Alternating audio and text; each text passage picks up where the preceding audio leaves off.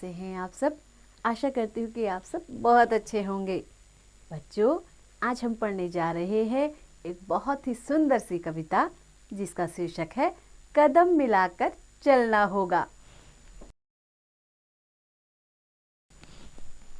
तो बच्चों, आइए इस कविता को पढ़ते हैं। आप लोग मेरे साथ साथ पढ़िएगा और इसका भावार्थ समझने का प्रयास कीजिएगा। बाधाएं आती है आए, घिरे प्रलय की घोर घटाएं, पांवों के नीचे अंगारे, सिर पर बरसें यदि ज्वालाएं, निज हाथों से हंसते हंसते आग लगाकर चलना होगा, कदम मिलाकर चलना होगा।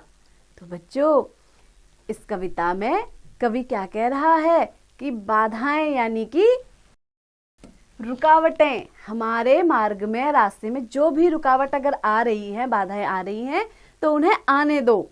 घिरे प्रलय की घोर घटाएं, और चारों ओर प्रलय की क्या घोर घटाएं यानी कि घनघोर बादल या घटाएं भी अगर छा जाएं। पाँव के नीचे अंगारे, अगर हमारे पाँव के नीचे क्या हो जाएं, अंगारे बिछ जाएं। सिर पर बरसे यदि ज्वालाएं, और हमारे सिर पर क्या हो, अग्नि की वर्षा होने लगे। निज हाथों से हंसते हंसते आग लगाकर जलना होगा, कदम मिलाकर चलना होगा।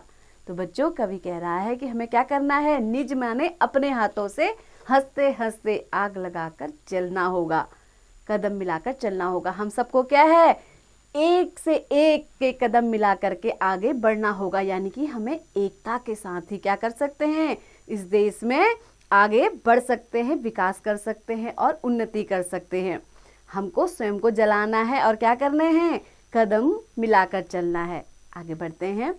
हास्य रुदन में, तूफानों में, अमर असंख्यक बलिदानों में, उद्यानों में, वीरानों में, अपमानों में, सम्मानों में, उन्नत मस्तक उभरा सीना, पीड़ाओं में पलना होगा, कदम मिलाकर चलना होगा। तो बच्चों, कवि इस पद्यांश में कह रहा है हास्य यानी हंसना और रुदन यानी कि रोना। चाहे हम हंस रहे हो, चाहे हम रो रहे हो, तूफानों में चाहे तूफान आ रहा हो, अमर असंख्यक बलिदानों में, असंख्यक यानी कि जिनकी संख्या ज्ञात ना हो, ऐसे हमें क्या करने पड़ेंगे, बलिदान करने पड़ेंगे, जो क्या हो जाएंगे हमेशा के लिए अमर। उद्यानों में, वीरानों में, उद्यान यानी कि बगीचे जो हरे भरे रहते हैं, और वीरानों, वीरान यानी कि जहाँ क्या हो, कोई भी ना हो, जहाँ पूरा रिक्त होता है, खाली होता है, उसको कहते हैं वीराना, जहाँ सुनसान होता है। अपमानों में, सम्मानों में, चाहे हमें अपमान मिले, चाहे हमें किसी का सम्मान मिले। उन्नत मस्तक उभरा सीना, यानी कि हमारा मस्तक क्या रहे, उन्नत यानी कि ऊंचा रहे, हमारा माथा, हमारा मस्तक हमेशा ऊंचा रहे। उभरा सीना, और हमारा सीना क्या है, हमारी छाती हमेशा चौड़ी रहे, उभरी रहे। पीड़ाओं में पलना होगा, पीड़ा यानी कि कष्ट, हमें कितने भी कष्ट मिले, दर्द मिले, उन्हें में हमें क्या करना पड़ेगा, अपने जीवन का विकास करना होगा, उसी में हमें पलना होगा, कदम मिलाकर चलना होगा। हम सभी को आपस में कदम से कदम मिलाकर चलना होगा। उजियारे में, अंधकार में, कल कछार में, बीच धार में, घोर घड़ा में, पूत प्यार में, क्षणिक जीत में, दीर्घ हार में, जीवन के शत शत आकर्षक अरमानों को दलना होगा, कदम मिलाकर चलना होगा। तो बच्चों, कितने सुंदर पंक्तियां लिखी हैं।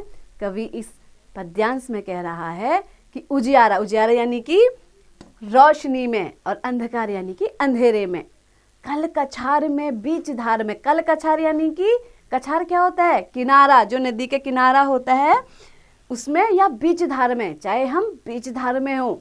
घोर घड़ा में, पूत प्यार में, हम क्या हो, यदि हम पर कोई क्या कर रहे हैं, बहुत ही ज्यादा हमसे घृणा कर रहे हैं, पूत प्यार में, और हमें क्या कर रहे हैं, पुत्र के समान प्यार दे रहे हैं। क्षणिक जीत में, दीर्घ हार में, यदि हमें क्या मिली है, पल दो पल की जीत मिली है। दीर्घ हार यानी कि दीर्घ मतलब बड़ी, या हम बहुत बड़ी हार गए हो, या हम बहुत बड़ी हार का सामना कर रहे हो। जीवन के सत सत आकर्षक अरमानों को दलना होगा। हमारी क्या होती हैं, बहुत सारी सुंदर सुंदर सी इच्छाएं होती हैं। अरमान यानी कि इच्छाएं, सत सत यानी कि 100 ऐसी हमें अपनी सुंदर सुंदर 100 इच्छाओं को भी क्या करना होगा, दलना होगा। दलना यानी कि उनको छोड़ देना होगा। हमारे क्या है, जो हमारी इच्छाएं हैं उनका हमने क्या कर देना है, खुद ही दलन कर देना है, उनको मिटा देना है। कदम मिलाकर चलना होगा और हमें ताल से ताल मिलाते हुए, कदम से कदम मिलाकर आगे बढ़ना होगा। सम्मुख फैला अमर ध्येय पथ, प्रगति चिरंतन कैसा इति अथ, सुस्मित हर्षित कैसा श्रम सलथ, असफल सफल समान मनोरथ, सब कुछ देकर कुछ न मांगते, पावस बनकर ढलना होगा, कदम मिलाकर चलना होगा। तो बच्चों, सम्मुख फैला अमर ध्येय पथ, इस पद्यांश में कवि कह रहा है कि हमारे सामने क्या है, अमर ध्येय पथ, जो हमारा लक्ष्य है, ऐसा रास्ता क्या है, सम्मुख फैला हुआ है। प्रगति चिरंतन कैसा इथ अथ, प्रगति चिरंतन क्या है, लगातार जहाँ क्या हो रहा है, विकास हो रहा है। कैसा इति, इति यानी कि अंत, तो अथ यानी कि अब हम क्या है, अंत की कैसे सोच सकते हैं, जहाँ हम क्या है, निरंतर प्रगतिशील हो रहे हैं। सुस्मित हर्षित कैसा श्रम सलत, हम क्या कर रहे हैं, खूब सारा परिश्रम कर रहे हैं, अपने श्रम से, अपने परिश्रम से हमें क्या है, सुस्मित हर्षित, हम क्या हैं, सुखी है, हर्षित है, खुश हैं। असफल सफल समान मनोरथ, चाहे हम सफलता को प्राप्त करें या हम असफल हो जाए, लेकिन हमारे लिए क्या है, सब समान है। सब कुछ देकर कुछ न मांगते, पावस बनकर ढलना होगा। तो हम क्या है, हमें अपना सब कुछ न्यौछावर करने के लिए तैयार रहना चाहिए और किसी से भी किसी चीज़ की इच्छा मांगने की नहीं करनी चाहिए। पावस बनकर ढलना होगा, कदम मिलाकर चलना होगा। पावस यानी कि क्या, अग्नि भी होता है और पावस क्या है, बसंत को भी बोलते हैं। यहाँ पर क्या है, पावस बनकर हमें क्या करना होगा, एक बार बसंत में का जब हम क्या होते हैं, उन्नति पर होते हैं, उसके बाद फिर क्या होता है, ढलना, यानी कि उसके बाद हमारा ढलान होगा, कदम मिलाकर चलना होगा। तो दोस्तों, हमें साथ मिलकर कदम से कदम मिलाकर आगे बढ़ना होगा।